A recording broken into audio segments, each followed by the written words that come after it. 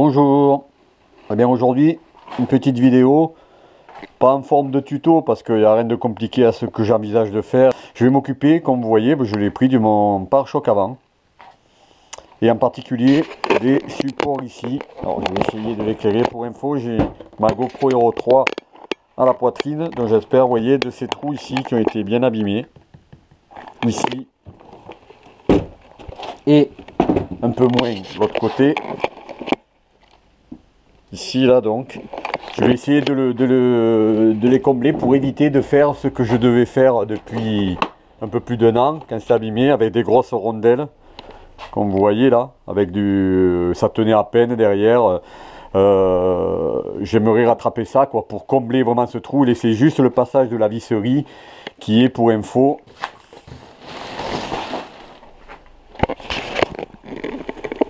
hop. Je sais pas si ça se fera bien. Je vais l'éclairer d'ailleurs. Voilà, la visserie ici, j'espère que ça se verra. La même de l'autre côté, c'est moi qui l'ai mis, ces supports. Pourquoi? Bon, je vais pas remonter à 6 ans en arrière, un peu plus de 5 ans en arrière. J'ai fait un système de clips. J'en ai fait une vidéo tuto d'ailleurs, que je vais mettre en haut à droite, si pour ceux que ça intéresse. Pour pouvoir enlever rapidement. En gros, c'est des clips pour les capots que j'ai détournés pour le pare-choc avant. Et qui me permet de la monter sur la remorque parce qu'elle est tellement basse que je râpais tout le pare-choc. Je pouvais pas, j'ai failli même l'arracher un jour. Donc ça, je vais mis le tuto en haut à droite, vous le voyez, pour ceux que ça intéresse, ça remonte à 5 ans maintenant, plus de 5 ans en arrière.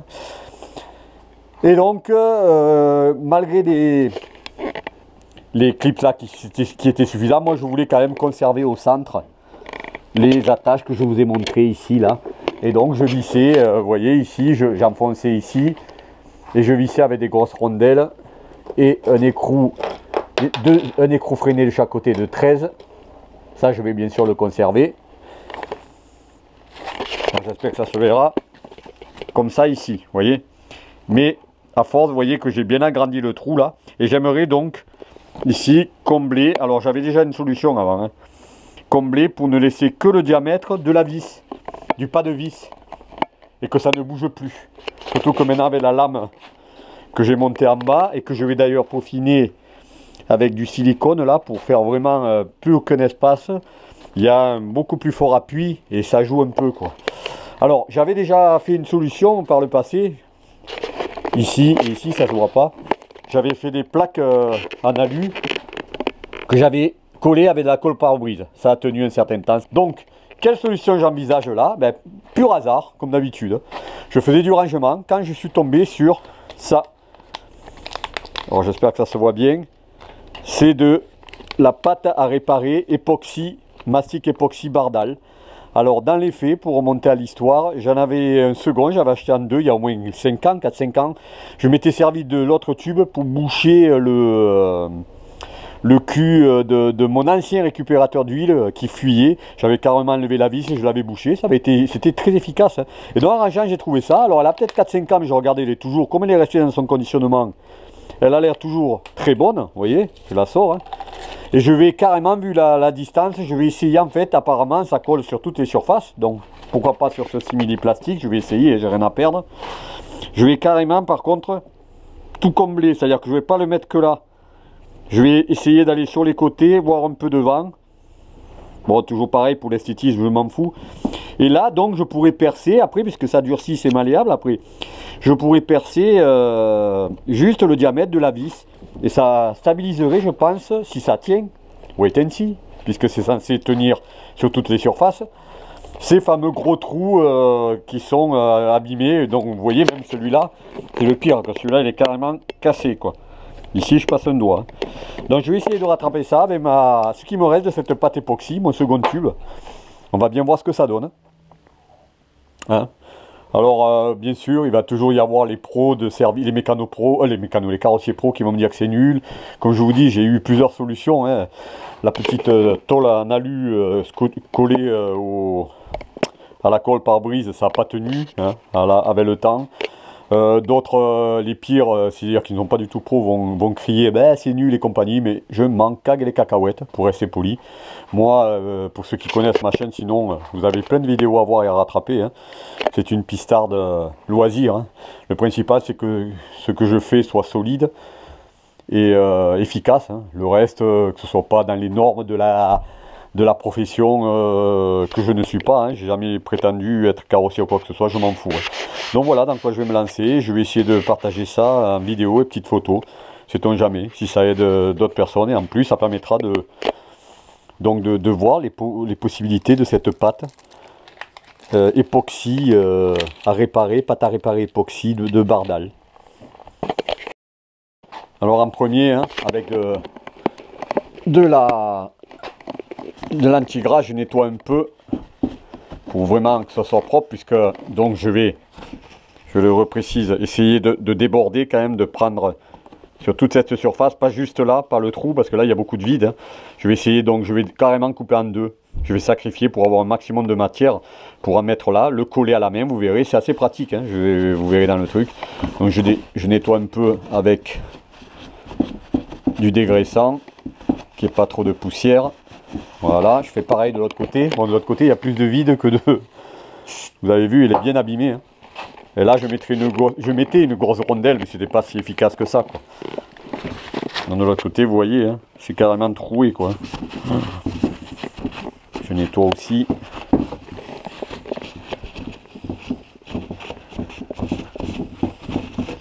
D'ailleurs, je vais commencer par celui-là, parce que c'est celui-là le plus abîmé. Alors, cette pâte époxy, elle est donc dans son sachet de conditionnement. Elle est encore molle, je ne sens pas dure, parce que la finalité, c'est qu'elle va durcir comme de la pierre, hein. Et après, on peut la poncer, on peut la percer, c'est vraiment bien comme truc. Donc là, je vais la couper en deux carrément. Je vais sacrifier tout le truc, de toute façon, je n'aurai pas besoin de plus. Pour plus d'autres choses, je vais la sacrifier parce qu'il va me falloir une sacrée petite matière quand même pour couvrir un peu de chaque côté. Et je vais vous montrer la particularité. Alors, on peut la manipuler à la main, hein, c'est pas nocif, hein, c'est pas quelque chose de nocif. Donc, je le coupe à la moitié.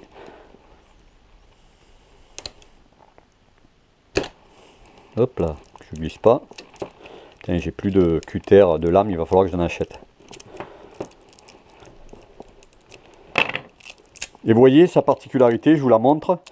Vous avez un tour plus clair et au centre la matière plus foncée. Et en fait, en malaxant à la main, on va mélanger ces deux matières et c'est ça qui va engager le processus chimique qui va à la longue durcir la pâte, quoi, qui va la rendre plus dure que de la pierre. C'est le fait de mélanger le cœur et la périphérie, quoi. Donc j'enlève tout le plastique naturellement. Et là après c'est du travail c'est plus du travail de pâtissier que de que de carrossier, quoi. Puisqu'il faut hop, voilà, j'enlève tout. Il faut le mélanger à la main. Hop là, et déjà enlevé toute la partie. Vous voyez, vous le malaxez à la main, vous mélangez les deux matières. Il faut qu'à la fin il y ait une seule couleur. Donc ça, je vais le faire là. À la limite, je l'accélérerai.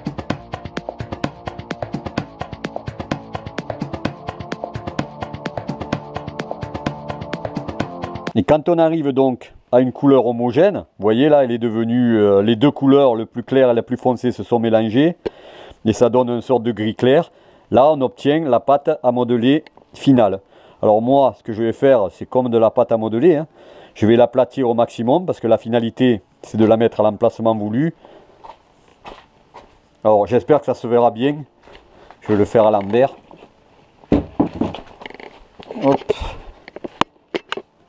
Donc c'est là. Alors là, il ne faut pas avoir peur d'appuyer.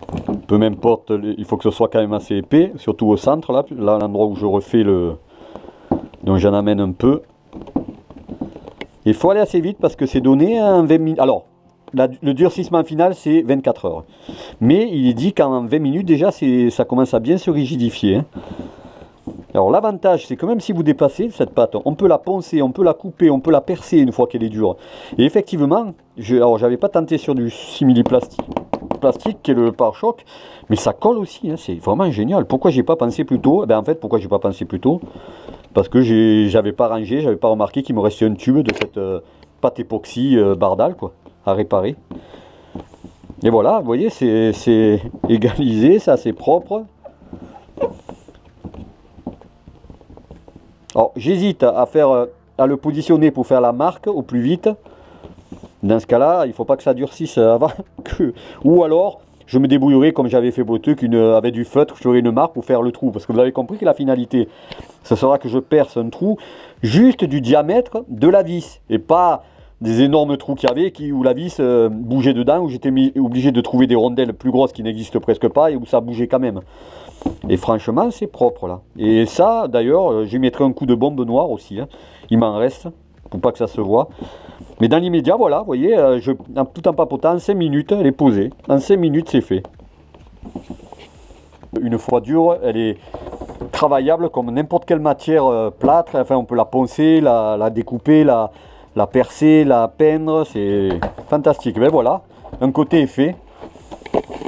J'ai bien comblé, j'essaie de mettre la caméra dessus. Vous voyez le trou énorme qu'il y avait avec ça. Je vais faire l'autre côté pareil.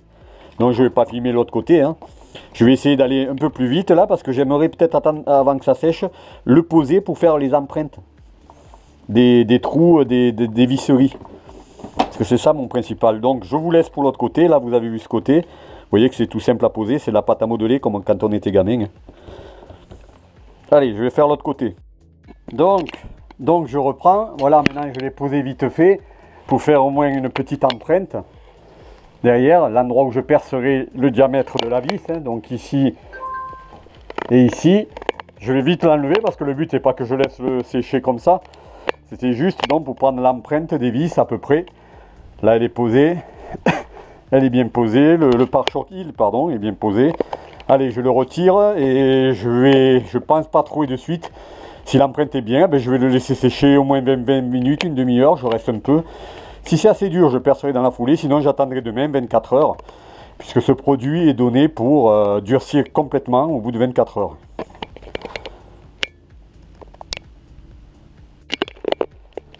Voilà, vous voyez, j'éclaire un peu. C'est parfait, ça a bien fait l'empreinte. Alors ici, j'ai peut-être un peu glissé, je vais vite fait mettre un peu de matière en dessous là. Mais ça a pris juste l'empreinte du pas de vis pour visser les coups. Idem de ce côté, c'est encore mieux là par contre. Là maintenant, moi j'égalise. Vous voyez, hop. De ce côté, je vais laisser tomber, vous voyez, parce que je vais quand même en mettre un peu en bas. Je sais pas si ça se voit. Je mets mieux la caméra parce que je trouve que j'ai débordé et je l'ai bougé un peu. Donc voilà, écoutez, ça prend une belle forme. Hein.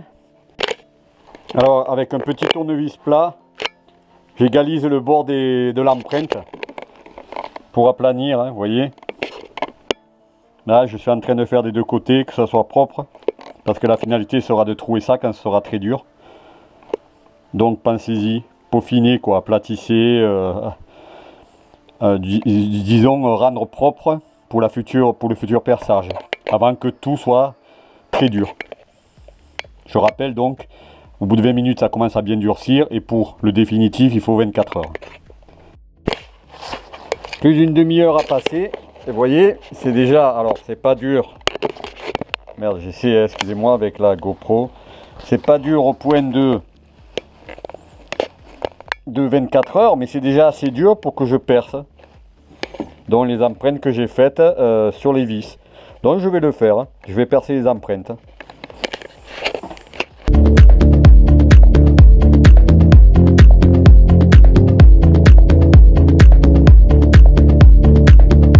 Voilà, à l'aide donc de la perceuse pour faire le trou au bon diamètre et de ma bonne vieille Dremel qui a plus de 20 ans, filaire, et d'une petite ponceuse, vous voyez, d'un petit embout poncé, j'ai donc réduit, aminci où il fallait, vous voyez ici en forme de U, l'époxy une fois dur. J'ai attendu plus d'une heure, hein. Alors vous allez voir de l'autre côté, malheureusement j'aurais dû attendre peut-être 24 heures, j'étais trop pressé. Parce que du coup maintenant, ouais, donc tout est rempli, hein, c'est parfait. Hein. J'aurais dû y penser avant, ça fait une matière, ça je le peindrai en noir. Hein. Donc c'est peu importe, c'est bien durci, ça tient bien.